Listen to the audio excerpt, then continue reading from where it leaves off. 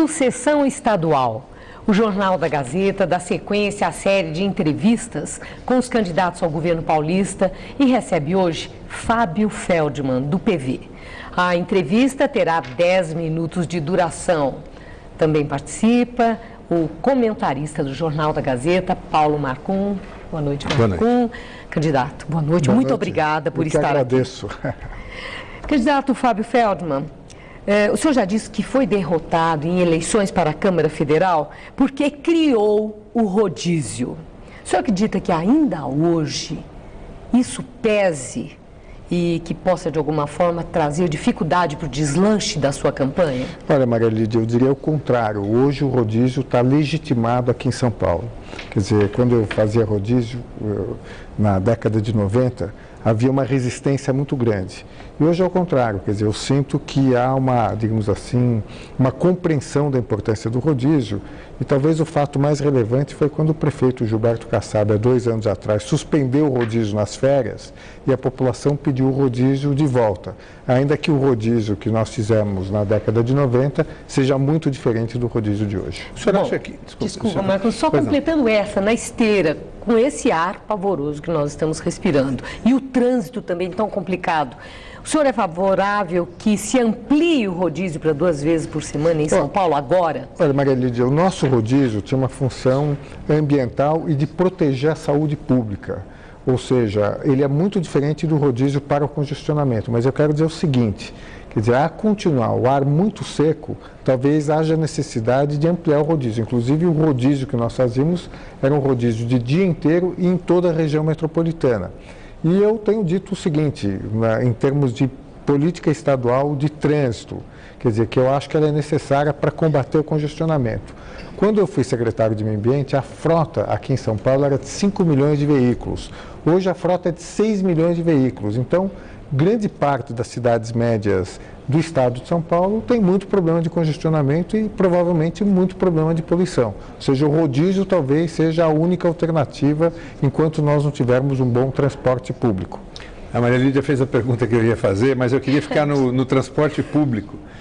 Eu li atentamente o programa de governo do senhor e verifiquei que, apesar, digamos, da argumentação bastante consistente em relação a questões da sustentabilidade do século XXI, há um diagnóstico, mas nenhum compromisso. Por exemplo, na questão do metrô. O parágrafo inteiro é longo, eu não vou citar tudo, menciona percentuais de atendimento da população da capital, da região metropolitana, do estado inteiro, quanto tinha de metrô antigamente, quanto eram de bonde, etc.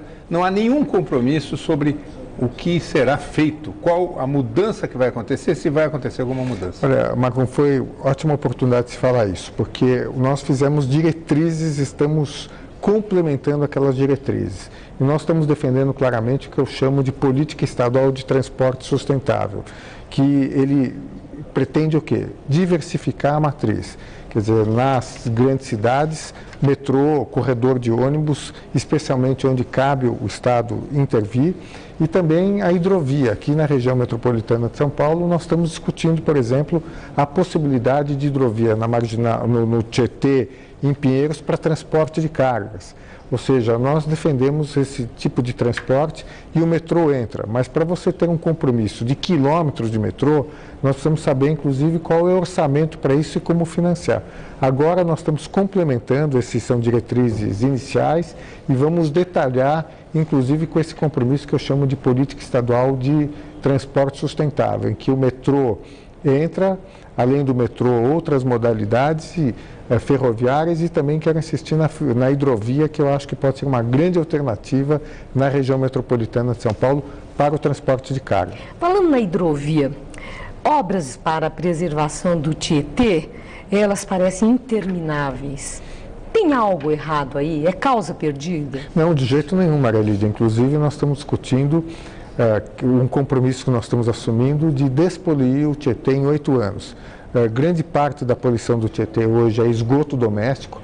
O município de Guarulhos aqui lança praticamente 90% do esgoto in natura no Tietê, e nós achamos que, para que realmente o Tietê possa ser devolvido à população de São Paulo, tem que cumprir a legislação. Cumprir a legislação é proibir e punir severamente quem lança esgoto doméstico, e fiscalização. Hoje é possível isso e nós queremos assumir esse compromisso e que os outros candidatos também assumam esse compromisso de despoluir o Tietê e os outros rios que passam pela região metropolitana de São Paulo. A candidata do PV à presidência, Marina Silva, foi ministra do Meio Ambiente, saiu do governo, né, para ser candidata do PV. O senhor foi secretário do Meio Ambiente, saiu do governo e hoje é candidato ao governo do PV.